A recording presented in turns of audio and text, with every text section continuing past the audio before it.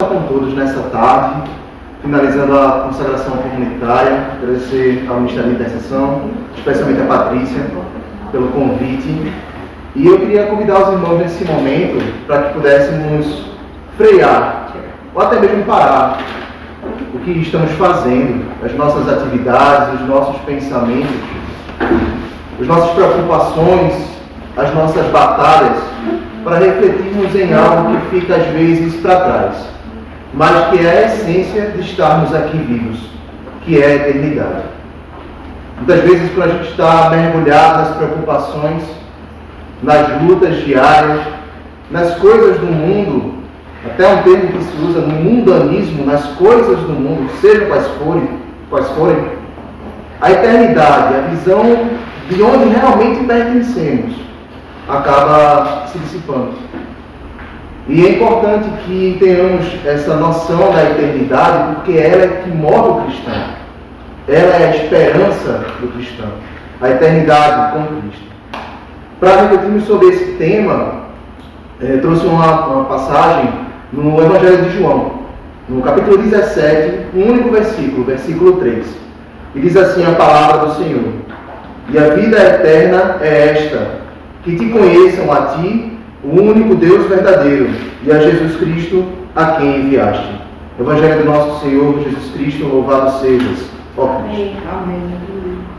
Estamos falando sobre vida eterna, e logo de imediato vemos nesse trecho uma parte da oração sacerdotal, aquela última oração descrita no Evangelho de João, em que Cristo, após várias orientações para os apóstolos na última ceia, essa oração que Cristo direciona ao Pai, em que Ele ora por ele, a fim de que ele se retorne para a glória da qual ele saiu, e também ora por nós, que estamos no mundo, para que nós não sejamos tirados do mundo, mas sejamos protegidos de todo o mal.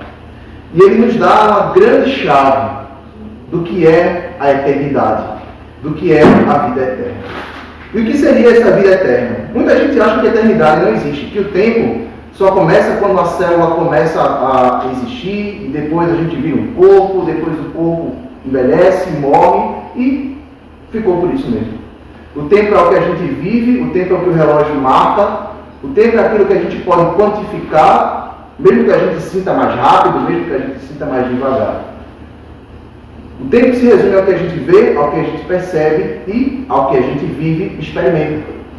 Mas se a gente crê em Deus, e se a gente crê na palavra de Deus, a gente tem que encarar uma realidade. Existe eternidade. Pelo simples fato de que Deus é eterno. Deus não teve começo, nem nunca terá fim. Sempre houve Deus. A Trindade sempre existiu. Lá em Gênesis, nas nossas Bíblias, nós lemos no princípio, mas no original é em princípio, porque não teve princípio para Deus. No Evangelho de João, no princípio era o verbo, mas na verdade é em princípio, porque não havia princípio para Deus, nunca houve nem haverá, tampouco haverá um fim para Ele. Da mesma forma, Deus colocou em nós a sua eternidade. Nós somos criaturas. Como criaturas, nós temos um fim. Mas Deus colocou em nós a eternidade. Podemos ver isso em dois pontos. Quando Deus soprou em nós o seu Espírito, nos fez seres viventes. E também quando o próprio Jesus fala que mesmo depois da morte haverá uma ressurreição e a gente continuará vivendo. Seja uma ressurreição para a vida, seja uma ressurreição para a condenação. E aí a gente mistura as duas questões. A vida eterna. Ora, ser eternamente, nosso espírito perdurar, mesmo que a gente morra, é viver? Não necessariamente. A gente entende, baseado no que Jesus nos garante, que vida eterna não é tempo, como a gente está habitualmente acostumado.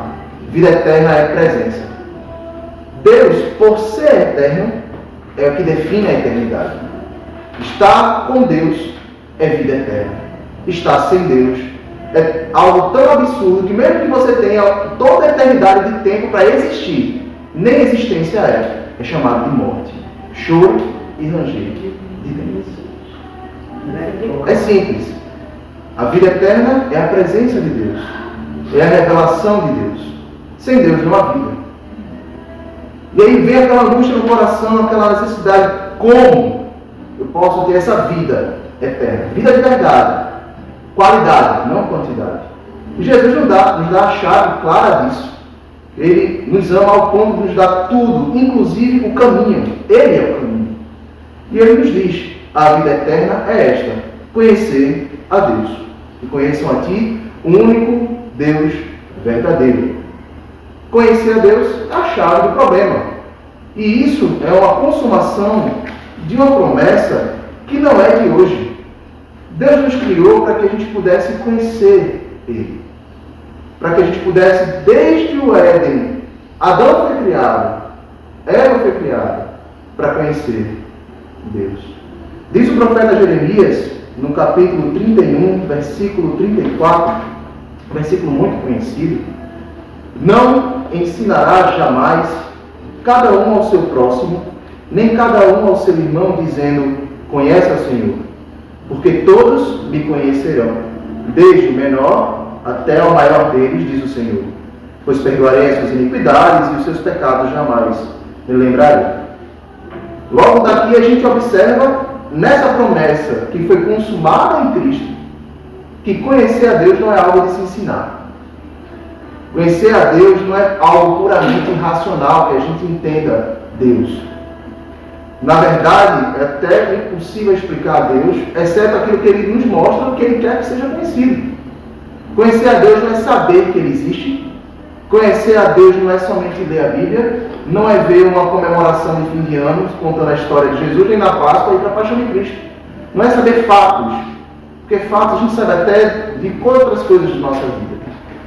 Conhecer, quando vai para a escola, na infância e na nossa vida, conhecer é associado muito a saber fatos.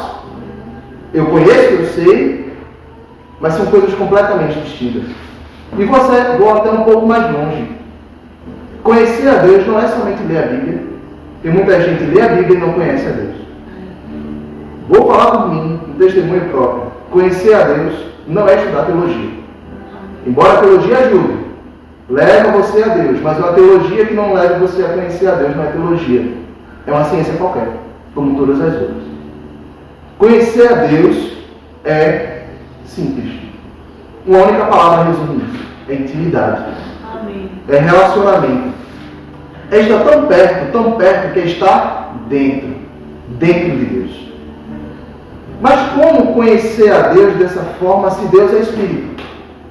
E aí vem a grande pergunta do homem: eu quero a vida eterna, o seu caminho que é conhecer a Deus, mas como eu posso conhecer a Deus? Deus é Espírito, eu não vejo Deus. Para eu conhecer uma pessoa, para eu ter intimidade com ela, eu preciso ver aquela pessoa, conversar com aquela pessoa, interagir com aquela pessoa, persistir nisso. Mas se eu não vejo a Deus, como eu posso conhecer? Jesus também nos dá esse segredo. O próprio Deus enviou o seu Filho para que a gente pudesse conhecer. Jesus veio para suprir essa nossa necessidade de ver alguém com quem a gente pudesse ter um relacionamento, algo palpável, por assim dizer, alguém palpável, por assim dizer. Deus se revelou, Deus como Espírito se revelou de várias formas, na natureza, se revelou na nossa consciência, porque somos sua imagem e semelhança, mas de forma especial, Ele se revelou quando Ele enviou seu Filho. Ele se revelou no esplendor, no resplendor da sua glória, aquele que é a face perfeita de seu ser, como diz o autor de Hebreus. O próprio Jesus diz: quem vê a mim, vê ao Pai. Você quer conhecer a Deus? Conheça Jesus, aquele que Ele enviou. E não é conhecer de, saber a vida de Jesus. Tanta gente aí sabe a vida de Jesus. Sabe fatos, agora chegando próximo ao Natal, sabe como foi a história do nascimento de Jesus, como foram fatos da vida de Jesus, seus milagres, seus feitos, como foi a sua traição, sua morte, que Ele ressuscitou, são fatos. Ainda mais na nossa sociedade, no nosso país, em que a gente tem uma cultura que ainda tem muita base religiosa, isso todo mundo conhece. Mas isso não é conhecer Jesus. Conhecer Jesus é intimidade. É buscar olhá-lo face a face. Conhecer Jesus é vê-lo e continuar vendo. Orar e continuar orando. Encontrá-lo na palavra e continuar encontrando. É criar um laço, um estreitamento, a ponto de fazer como Paulo, que estaremos em Cristo, dentro dele. Então, meus irmãos, o que podemos agora tirar como conclusão? Que conhecer a Deus requer Cristo. O caminho é o oposto. A gente tem a vida eterna, que é conhecer a Deus, que é conhecer a Cristo. Agora, nós precisamos conhecer a Cristo para conhecer a Deus e encontrarmos a vida eterna. Requer uma decisão nossa. Requer também que Ele se revele para nós. Mas Deus amou o mundo de tal maneira que mandou seu Filho, para que aquele que nele não pereça, mas tenha a vida eterna. E quando o Verbo veio ao mundo, o próprio João escreve que houve 3 formas de reagir. E isso é importante que tenhamos em mente, porque qual será a nossa reação quanto a essa verdade de conhecer Jesus? Diz João, no primeiro capítulo de seu Evangelho, o mesmo texto que estamos lendo no nosso devocional, versículo 10. O Verbo, que é Cristo, estava no mundo. O mundo foi feito por intermédio dele, mas o mundo não o conheceu. Primeira forma de reagir. Você vai reagir como o mundo e não vai querer conhecer a Cristo. Lembre-se, não conhecer a Cristo é não conhecer a Deus. Não conhecer a Deus é não ter vida. Não ter vida é morte. Veio para o que era seu, e os seus não receberam. Os judeus tinham tudo para receber Jesus. Eles não receberam. Conheceram e ver a pessoa. Ouviram falar de Jesus, mas não o receberam. Você vai agir desse jeito? Você vai buscar conhecer de fato, mas não conhecer a pessoa e recebê-la dentro de você pela fé? Mas a promessa vem em seguida. Mas a todos quantos o receberam, deu-lhes o poder de serem feitos filhos de Deus, a saber, os que creem no seu nome. Amém. O primeiro passo para conhecer é crer. Que Cristo é o Filho de Deus. O primeiro passo é esse. Conhecer a Cristo, Ele revela a Deus. Revelando a Deus, temos a vida eterna. E para aqueles que estão na caminhada, conhecem a Jesus, nossa oração é que a gente cresça nesse conhecimento mais. Amém. Tenha em mente que a nossa casa não é aqui. Tenha em mente que a eternidade já é. Porque a gente fala da eternidade como se fosse alguma coisa muito longe da gente, mas a ressurreição pegou o que vinha de longe e trouxe para o agora. Aleluia. Jesus ressuscitar é a marca de que o futuro já começou. Amém. Nós não estamos mais vivendo naquela era passada em que as outras coisas, em que o nosso próprio eu antigo existia. Nós estamos vivendo já, agora já é a era de Cristo, a era do seu reinado, a era da sua glória. E a prova disso é o Espírito Santo, que habita em nós. Amém. Portanto, essa é a grande motivação para que possamos crescer em santidade, possamos crescer em pureza, possamos crescer em comunhão com os irmãos e, acima de tudo, crescer no conhecimento de Cristo. Conhecimento que vai além do raciocínio, vai além da mente. Um conhecimento que vai além somente do coração. Um conhecimento que nos envolve como um todo. E que nos pega e nos faz ser encontrados nele. Amém. Como diz os irmãos para o momento de oração agora. Pai, graças te damos porque tu enviaste teu Filho. Amém.